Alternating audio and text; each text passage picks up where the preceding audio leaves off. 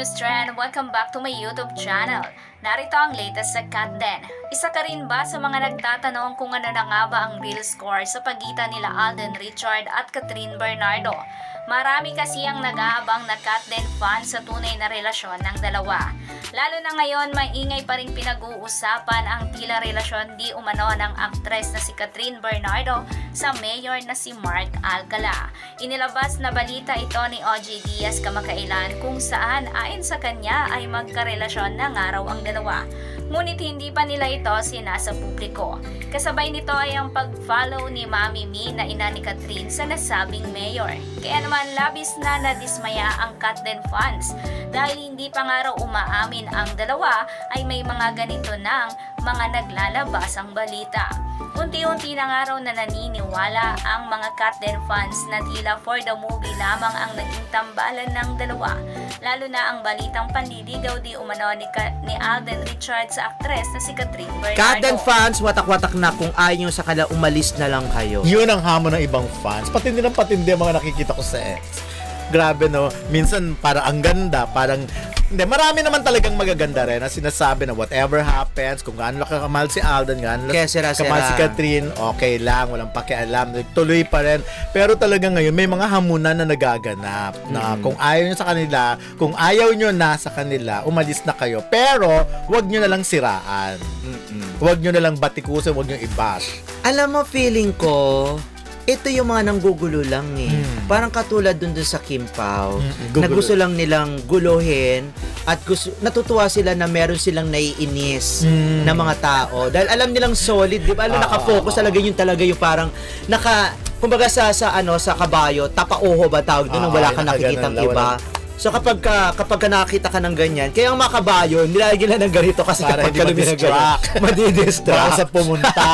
Okay. Yung mga ganun. Alam ko, feeling ko, hindi to talaga mga solid. Hindi to talaga nagmamahal doon sa love team na sa Kat Den.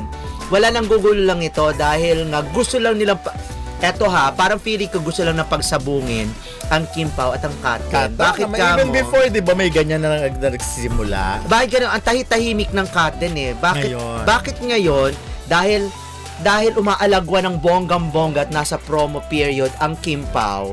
'Di ba? Tapos meron silang ganun. Parang sinasabi na hindi na sikat yung ano nyo, ganito. Parang ganun yun eh. Parang indirect na sinasabi na wasakin nyo na yung love team na yan. Correct. Kasi mas solid yung ganito. Ganun nga yung sinasabi ng iba. Oo, kaya wag kayong maniniwala, wag kayong patola kaagad.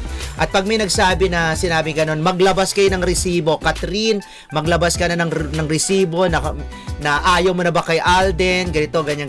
Wag kayo kaagad magre-react kasi hindi naman natin alam kung ano talaga ang totoo. Habang sabi nga, walang may karapatan na kahit na sino. Kundi yung tao lang na involved ang pwedeng magsabi. Kasi ganito yan, alam niyo naman sabi nga nila, parang, kumbaga ano ba yung game na yun na kapag binulong mo, nag-iiba-iba yung Yung pass the... Malay nyo naman. In kantong salita, parang pass the chismis. Pass the chismis. Malay nyo naman, nag-text lang once, may nakakita, sinabi ng ganun, magjowa, pero hindi naman. Hindi, tsaka paiba-iba kasi ang kwento.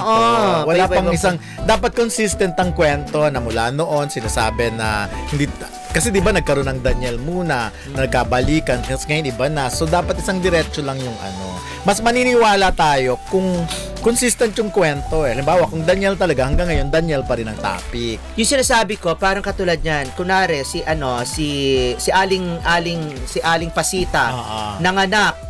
Diba? Nanganak pala si Aling Pasita. Nanganak si Aling Pasita, pagdating doon, nag-graduate na. Graduate na ng college, ganong katindi. Kayo mga ka-Chismis Trend, ano ang opinion nyo sa usapin na ito? Comment down below, and if you like this video, please subscribe my YouTube channel and click the notification bell para mas updated ka ka-Chismis Trend. Thank you for watching!